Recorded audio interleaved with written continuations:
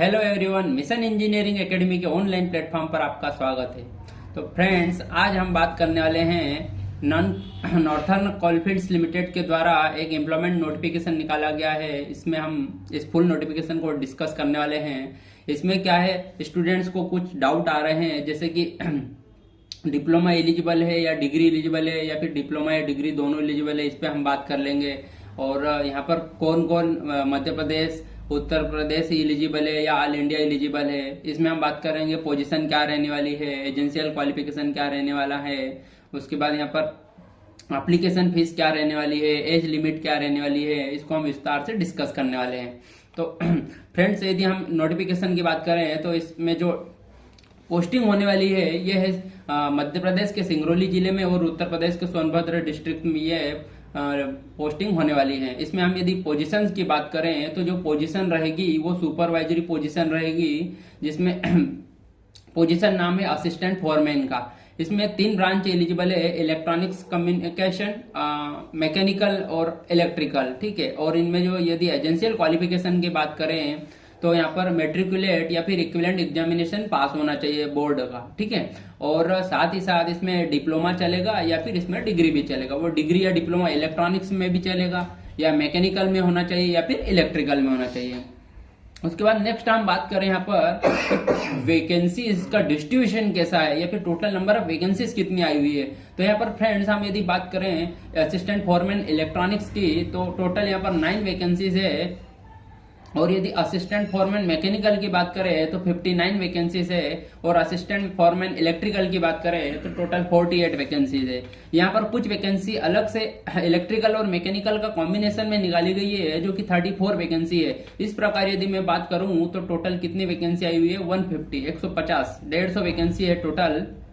तो हम यहाँ पर आगे हम यदि बात करें इसमें तो कुछ डाउट आ रहे हैं बच्चों को कि यहाँ पर कौन कौन एलिजिबल है। डिप्लोमा ही अप्लाई कर सकता है या फिर डिग्री वाला ही अप्लाई कर सकता है या फिर इन ब्रांचेस का किसी और ब्रांचेस के साथ कोई कॉम्बिनेशन वाली ब्रांच हो तो वो एलिजिबल है या नहीं, हम इस पे बात कर लेते हैं। जैसे हम यहाँ पर बात करें असिस्टेंट फोरमैन इलेक्ट्रॉनिक्स की, तो यहाँ पर डिप्लोमा होना चाहिए इलेक्ट्रॉनिक्स में या फिर इंजीनियरिंग डिग्री होना चाहिए इलेक्ट्रॉनिक्स में, इलेक्ट्रॉनिक्स एंड कम्युनिकेशन में एंड या फिर इलेक्ट्रॉनिक्स एंड टेलीकम्युनिकेशन में। बट इलेक्ट्रॉनिक्स का यदि किसी अदर के साथ कोई कॉम्बिनेशन है तो वो नहीं चलेगा। जैसे इलेक्ट्रॉनिक्स इंस्ट्रूमेंटेशन हो, इंस्ट्रूमेंटेशन एंड कंट्रोल हो या फिर इंस्ट्रूमेंटेशन का और भी कोई सा कॉम्बिनेशन बना हो इलेक्ट्रॉनिक्स के साथ, वो नहीं चलेगा।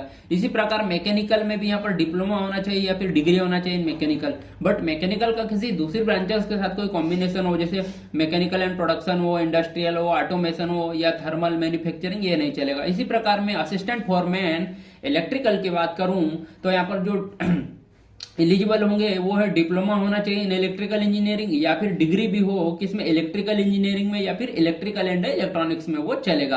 बट इंस्ट्रूमेंटेशन एंड कंट्रोल हो, power system, power electronics, power engineering, in others के साथ कोई कॉम्बिनेशन हो इलेक्ट्रिकल का तो वो नहीं चलेगा। अब यहाँ पर हम बात कर लेते हैं ट्रेनिंग पीरियड की और पे स्केल क्या रहने वाला है। तो यदि फर्स्ट में असिस्टेंट फोरमैन इलेक्ट्रॉनिक्स के लिए बात करूं तो यहाँ पर जो पे स्केल होगा वो रहेगा 47,330 रुपए पर मंथ का, हमारा बेसिक पे होने वाला है। और जो ट्रेनिंग पीरियड रहेगा वो इलेक्ट्रॉनिक्स के लिए रहेगा 1 ईयर का। बट यहाँ पर मैकेनिकल और इलेक्ट्रिकल की बात करूं तो इनका भी वही सेम पे स्केल रहने वाला है 47,330। बट यहाँ पर जो ट्रेनिंग पीरियड होगा वो 1 ईयर की बजाय क्या रहेगा, 2 ईयर का होने वाला है। अब हम बात कर ले यहाँ पर रिजर्वेशन की, तो रिजर्वेशन में कौन कौन आएगा, SC, ST, OBC, non creamy layer, EWS, PWD और एक हो जाएगा एक्स सर्विसमैन। ये सब यहाँ पर रिजर्वेशन में आने वाले हैं।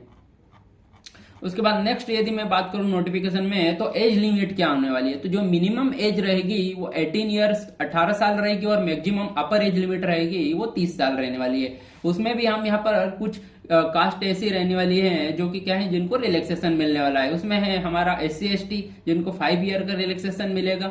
जैसे कि 5 ईयर वाला मैक्सिमम यदि कोई ऐसा हो SC ST का बंदा जो 30 साल का हो चुका हो तो वो 5 साल और ऐड कर लो, यानी कि वो 35 साल तक का जो कैंडिडेट रहेगा वो एलिजिबल रहेगा। OBC के लिए यहाँ पर 3 ईयर रहेगा, PWD के लिए 10 ईयर रहेगा। PWD यदि OBC एनसीएल यदि पीडब्ल्यूडी में है तो उसको 13 ईयर रहेगा, और यदि कोई एससी एसटी का कैंडिडेट जो कि पीडब्ल्यूडी का हो तो उसे 15 ईयर यानी 15 साल का यहाँ पर एज रिलैक्सेशन मिल सकता है। अब हम बात कर लेते हैं यहाँ पर एप्लीकेशन फी की। तो यहाँ पर देखो कुछ कैटेगरीज ऐसी हैं जिनको बिल्कुल फी नहीं लगने वाली है, जैसे SC, ST, ex serviceman, PWD या डिपार्टमेंट कैंडिडेट्स, इनको यहाँ पर कोई फीस नहीं लगने वाली है। बट यहाँ पर बात करें अनरिजर्व्ड की, ओबीसी नॉन क्रीमिलियर की और ईडब्ल्यूएस यानी इकोनॉमिकल वीकर सेक्शंस वाले जो हैं उनको यहाँ पर फीस लगेगी। इसमें 1000 तो हमारी फीस रहेगी और 180 यानी 18% जीएसटी यानी टोटल 1180 रुपए यहाँ पर पे करना पड़ेगा एग्जाम फॉर्म पे फिल करते टाइम। ठीक है, अब हम बात करें यहाँ पर नेक्स्ट नोटिफिकेशन में हम बात करें तो दोस्तों सिलेक्शन प्रोसेस क्या होने वाली है, अब हम उस पर बात कर लेते हैं। तो यहाँ पर देखो सिलेक्शन प्रोसेस में हमको एक एग्जाम देना रहेगी, एग्जाम कंडक्ट होगी, वो सीबीटी फॉर्म में होगी, कंप्यूटर बेस्ड टेस्ट, जिसमें 100 मार्क्स के 100 क्वेश्चन रहने वाले हैं, जिनके लिए हमको टाइम मिलेगा कितना, 90 मिनट का यानी 1.5 घंटे का मिलेगा। यहाँ पर जो 100 क्वेश्चन रहेंगे वो 2 सेक्शन में बटे रहेंगे, जिसमें सेक्शन ए में हमारा टेक्निकल रहेगा जो कि 70 क्वेश्चन रहेंगे, 70 क्वेश्चन रहेंगे, और सेक्शन बी में हमारे कितने रहने वाले हैं, 30 क्वेश्चन रहने वाले जो कि नॉन टेक के होने वाले हैं।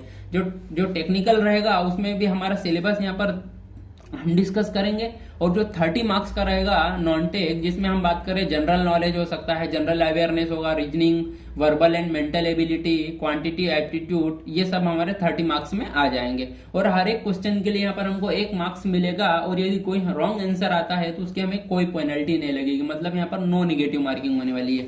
अब नेक्स्ट हम बात करें यदि टेस्ट सिटीज की, तो टेस्ट सिटीज यहाँ पर अभी तक ऐसा कोई क्लेरिफाई नहीं किया गया है। ठीक है, अब हम यहाँ पर बात कर लेते हैं कि मिनिमम क्वालिफाइंग मार्क्स क्या होने वाले हैं। तो मिनिमम क्वालिफाइंग मार्क्स जो होंगे मेरिट लिस्ट में क्वालिफाई करने के लिए, तो मैक्सिमम टोटल 100 में से अनरिजर्व्ड कैंडिडेट या ईडब्ल्यूएस को यहाँ पर 50 मार्क्स होना चाहिए, और SC ST, ex serviceman, OBC non creamy layer और पीडब्ल्यूडी कैंडिडेट्स के लिए यहाँ पर कितने होना चाहिए, 40 मार्क्स यानी 40 नंबर होना चाहिए।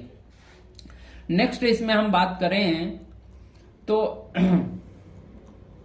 अब हम बात कर लेते हैं यहाँ पर कि हमें अप्लाई कैसा करना है और हमें क्या क्या यहाँ पर अपलोड करना है। ठीक है, तो यहाँ पर हम सबसे पहले हम क्या करेंगे, इसकी ऑफिशियल वेबसाइट पे जाएंगे जो कि है www.nclcil.in, जिसमें हम करियर सेक्शन को चूज करेंगे, और करियर सेक्शन में हम चूज करेंगे रिक्रूटमेंट को। रिक्रूटमेंट के अंदर यहाँ पर एक नोटिफिकेशन एक जो रहेगा वो रहेगा employment notification for direct recruitment of various post of supervisory staff, जिसमें असिस्टेंट फोरमैन लिखा रहेगा, जिसमें मैकेनिकल, इलेक्ट्रॉनिक्स एंड टेलीकम्युनिकेशन और इलेक्ट्रिकल। देन हम क्लिक करेंगे अप्लाई ऑनलाइन, इससे इसके थ्रू हम क्या कर पाएंगे, वैकेंसी को अप्लाई कर पाएंगे।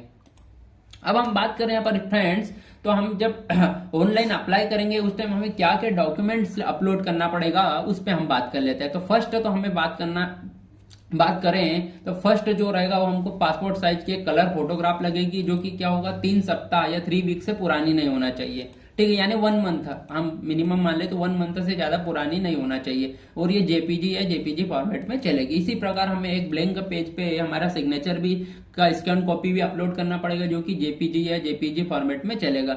इसी प्रकार हम कुछ डॉक्यूमेंट्स की भी स्कैन्ड कॉपी लगेगी। अब यहाँ पर जो डॉक्यूमेंट्स होंगे वो पीडीएफ में भी चलेगा, जेपीजी में भी चलेगा और जेपीईजी फॉर्मेट में भी चलेगा। अब वो क्या क्या डॉक्यूमेंट अपलोड करना है, तो डॉक्यूमेंट में फर्स्ट हमें अपलोड करना है यहाँ पर 10th या 12th की मार्कशीट। ठीक है, जो भी हमारा डेट ऑफ बर्थ के हिसाब से हमें लगाना है कि हम 10th में या 12th में, ठीक है, जैसा भी हम लगा सकते हैं। उसके बाद यदि कोई इलेक्ट्रिकल का यदि कैंडिडेट है तो उसे अपना डिप्लोमा वाला हो तो उसे डिप्लोमा का यहाँ पर सर्टिफिकेट अपलोड करना है, और डिग्री का हो तो उसे अपना डिग्री सर्टिफिकेट लगाना है। इसी प्रकार मैकेनिकल का हो तो उसे भी अपना वही डिप्लोमा या डिग्री यहाँ पर जो भी है लगाना पड़ेगा। इसी प्रकार इलेक्ट्रॉनिक्स वाले को भी यहाँ पर लगाना पड़ेगा। अब यहाँ पर हम बात करें तो कुछ और यहाँ पर स्कैन्ड कॉपीज लगाना है। जैसे कोई ओबीसी का कैंडिडेट है जो कि नॉन क्रीमी लेयर से यहाँ पर वो क्या करता है, बिलोंग करता है, तो या फिर एससी का हो या एसटी का हो, पीडब्ल्यूडी का हो, तो उन्हें अपना क्या है एक सेल्फ अटेस्टिंग एक सर्टिफिकेट लगाना पड़ेगा, जो कि इसी नोटिफिकेशन के लास्ट में यहाँ पर इसका एक प्रिस्क्राइब्ड फॉर्मेट दिया हुआ है। उस फॉर्मेट को डाउनलोड करना है और उसमें जो भी है अपना सेल्फ अटेस्टिंग अपना नाम डालना है, सिग्नेचर डालना है और अपलोड कर सकते हैं। इसी प्रकार ईडब्ल्यूएस वाले के को भी यहाँ पर एक सेल्फ अटेस्टेड कॉपी अपलोड करना है, जो कि इसकी एक सर्टिफाइड जो है नीचे इश्यू किया गया है एनसीएल के नोटिफिकेशन के लास्ट में आपको मिल जाएगा। आप वहां से यहाँ पर इसको डाउनलोड करके प्रिंट निकाल के अपलोड सिग्नेचर साइन करके अपलोड कर सकते हैं। ठीक है, तो थैंक यू दोस्तों, हमने हमारे नोटिफिकेशन को डिटेल में डिस्कस किया। अब हम बात कर ले यहाँ पर इम्पोर्टेंट डेट्स की। तो ये जो ऑनलाइन रजिस्ट्रेशन या फॉर्म सबमिशन जो है वो स्टार्ट होने वाला है 15 जनवरी से, यानी कि आज हमारा 11 जनवरी हुआ है, तो अभी 3 से 4 रोज बाद हमारा ये ऑनलाइन सबमिशन चालू हो जाएगा, और जो कि कब तक चलेगा, 5 फरवरी 2024 तक चलने वाला है। तो इस प्रकार से हमने हमारे डिटेल्ड नोटिफिकेशन को डिस्कस कर लिया है। थैंक यू दोस्तों, अपनी तैयारी को जारी रखें, अपने आप को कमिट करें इस नोटिफिकेशन पर। और यदि मैं बात करूं यहाँ पर, तो जो एडमिट कार्ड है वो अभी उसकी डेट नहीं आई है, वो भी नेक्स्ट जैसे भी आएगा तो वो आपको हम इंफॉर्मेशन देंगे। ठीक है, और यहाँ पर कंप्यूटर बेस्ड टेस्ट कब होने वाला है इसकी भी अभी से कोई टेंटेटिव डेट नहीं आई है, और यहाँ पर डिक्लेरेशन रिजल्ट की भी वो जब एग्जाम होगी उसके बाद हमको डेट पता चल जाएगी। ठीक है, तो थैंक यू दोस्तों, अपनी तैयारी को जारी रखें, अपने आप को कमिट करें, और अपने कार्य के लिए हमेशा सजग रहे। जय हिंद, जय भारत। हमारे चैनल को लाइक करें, शेयर करें, सब्सक्राइब करें। Thank you friends.